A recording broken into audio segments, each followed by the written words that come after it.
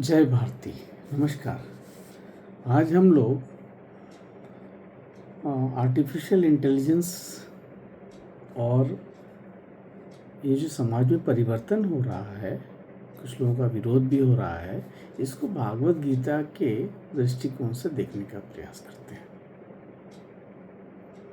तो ये समझना होगा कि जैसे मानव समाज में अगर आप इतिहास को बार बार देखने का प्रयास करें तो जब भी कोई नई तकनीक या कोई नई चीज़ आती है तो समाज उसका विरोध करता है।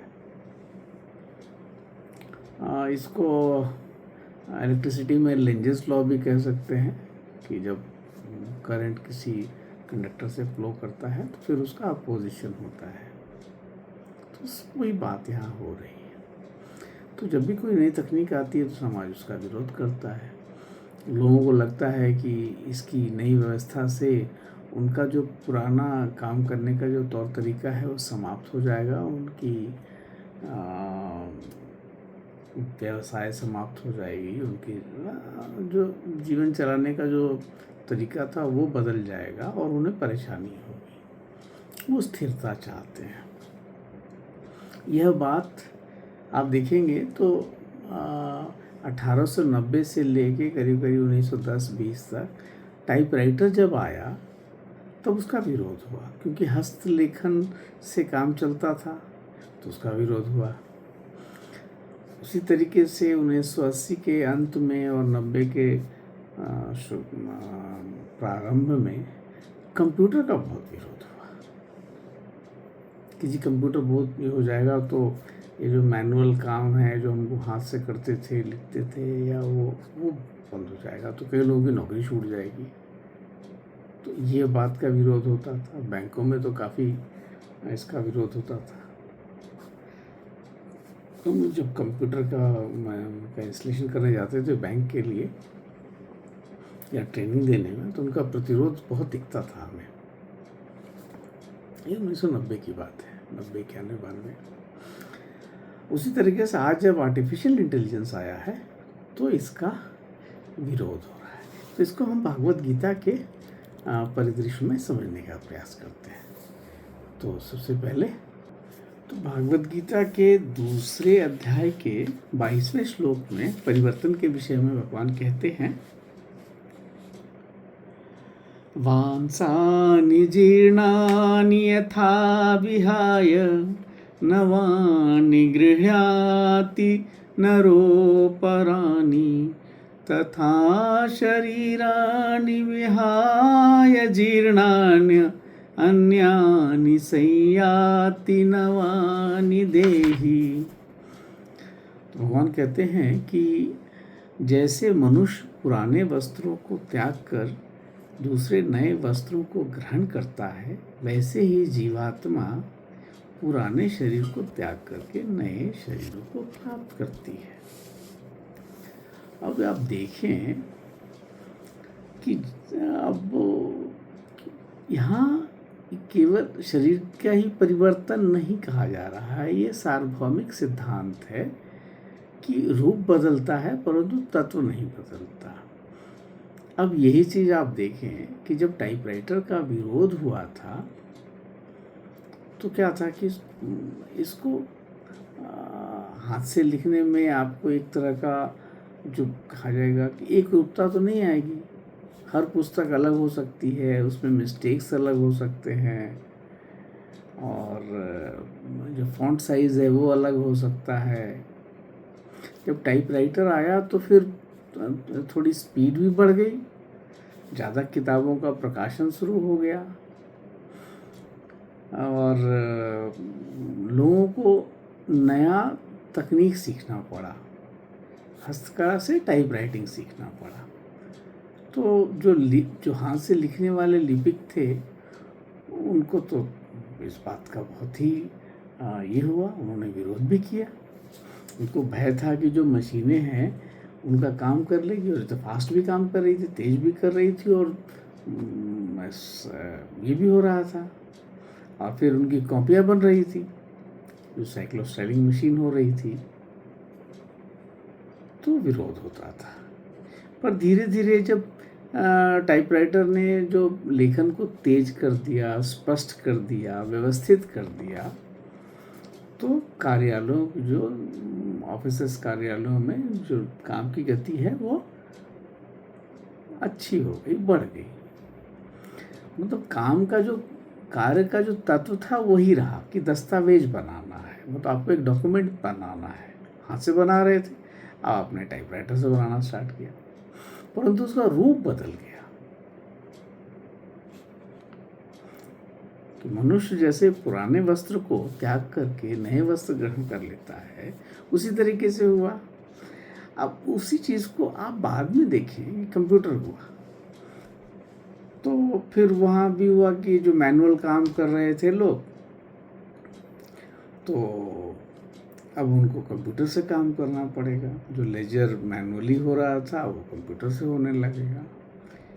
तो उनको लगा कि ये काम जो है कंप्यूटर तो बहुत जल्दी काम कर लेगा, पर बहुत जल्दी काम कर लेगा, नौकरियां चली जाएंगी। तो ट्रेड यूनियन ने हड़ताल शुरू कर दिया।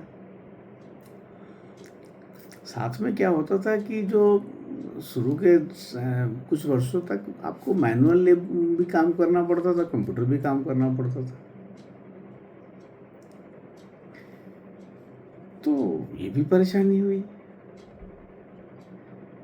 अच्छा, और कई बार क्या होता था कि आप टेलेक्स या आप उसको फैक्स से या मॉडेम से भेजते थे रात में, तो रात के कोड सस्ता होता था, तो कंप्यूटर वाले भी स्टोर एंड फॉरवर्ड कर देते थे कि रात के 10 बजे के बाद ही मैसेज भेजेंगे, कहीं जहाँ भी भेजना हो, यूएस जाए जहाँ भी। और अगर रात में मशीन अटक गई तो उनको रात में आना पड़ता था। मुझे याद है एक स्टेट बैंक के ऑफिसर होते थे, नरेंद्र जी, वो इतने कार्यकुशल थे कि पर वो उनको जब समझ में आ जाता था कि उनका फ़ोन एंगेज हो गया, बार बार समझ में आ गया कि अच्छा वो ऑफिस का फ़ोन एंगेज हो गया, वो 2 दिन में कॉल करके देख लेते थे, तब उन्हें समझ में आ जाता था, तो आके ऑफिस में रीसेट करते थे। तो ये हुआ कि आदमी को काम ज़्यादा करना पड़ा, परंतु इससे क्या हुआ, कंप्यूटर ने पूरी बैंकिंग की व्यवस्था बदल दी।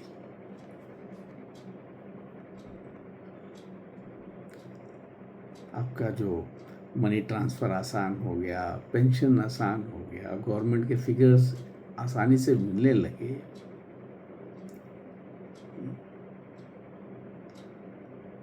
तो अब डिजिटाइजेशन आसान हो गया, डिजिटल रिकॉर्ड्स बनने लगे। अब फिर वही हुआ कि बैंकिंग का जो मूल मंत्र था वो बदला नहीं, परंतु उसका माध्यम बदल गया। अब वही चीज़ अब आज की युग में एआई का हो रहा है कि एआई जो आ गया है तो फिर वो फिर नौकरी छीन लेगा। जो रेगुलर लोग काम करते थे, कोई वर्ड में, कोई एक्सेल में, या छोटे छोटे जो भी आपने किसी को काम पे लगाया, वो 2 दिन तक कुछ रिसर्च कर रहा है, अब एआई तो तुरंत वो करके दे देता है। तो आपकी जो एफिशिएंसी है वो तो बढ़ा दिया ना एआई ने। ये तो आपके साथ एक, हर आदमी के साथ एक असिस्टेंट हो गया। तो अब आप समझिए कि ऑफिस की जो एफिशिएंसी है, जो कार्य क्षमता है, वो कितनी बढ़ जाएगी।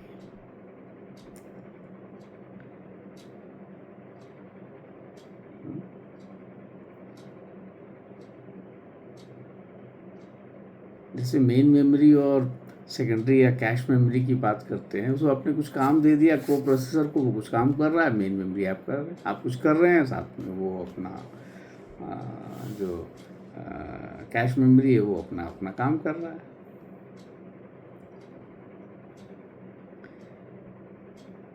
तो वो आपका स्थान नहीं लेगा, पर वो आपका सहायक है।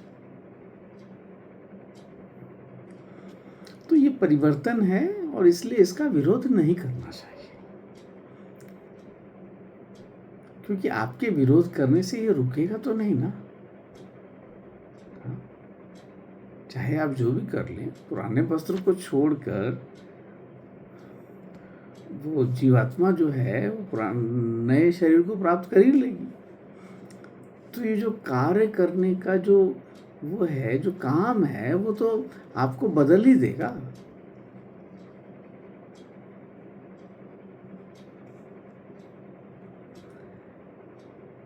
तो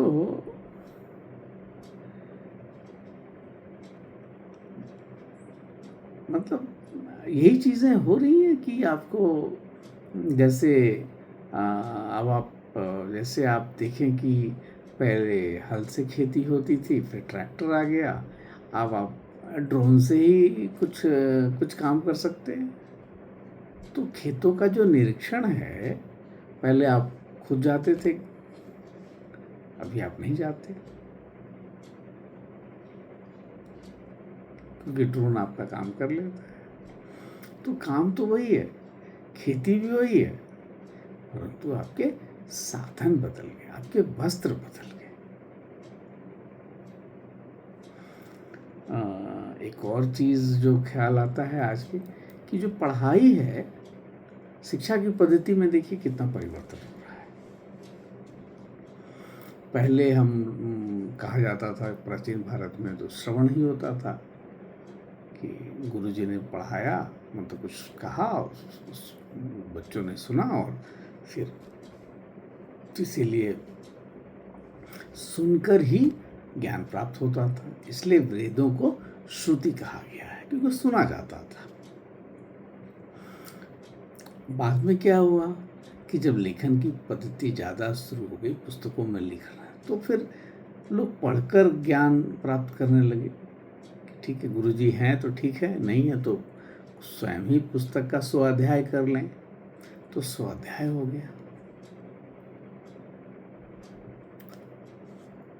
परंतु श्रुति के बाद भी मनन करना था और ज्ञान प्राप्त करना था।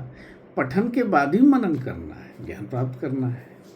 अब तीसरा क्या हुआ आज के चरण में, कि दृश्य के बाद, मतलब आप वीडियो देख रहे हैं, कोई चित्र देख रहे हैं, कोई 3D एनिमेशन देख रहे हैं, तो उससे फिर आप शिक्षित हो रहे हैं और उसको देख के फिर आप मनन कर रहे हैं और फिर ज्ञान प्राप्त कर रहे हैं।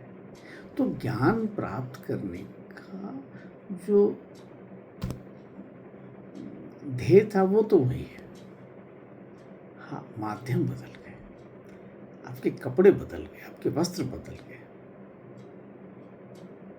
जीवात्मा ने एक वस्त्र को त्यागा और दूसरे पे चली। तो इस तरह हम समझ सकते हैं कि ज्ञान का तत्व तो वही रहा, परंतु माध्यम बदलता है, वस्त्र बदल रहे हैं। तो यही भागवत गीता का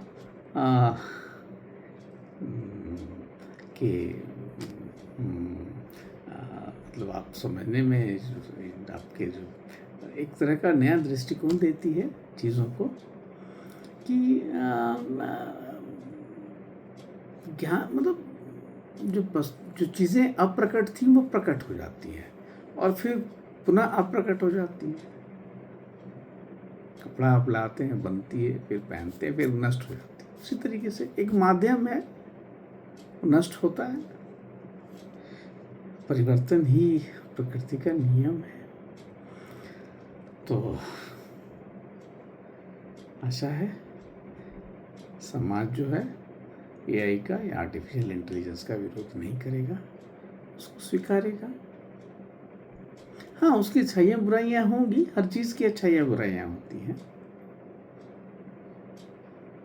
और फिर समाज आगे बढ़ेगा। तो आशा है ये बात आपको अच्छी लगी होगी और हम सब लोगों को इसको स्वीकार करना चाहिए। नमस्कार, जय भारती।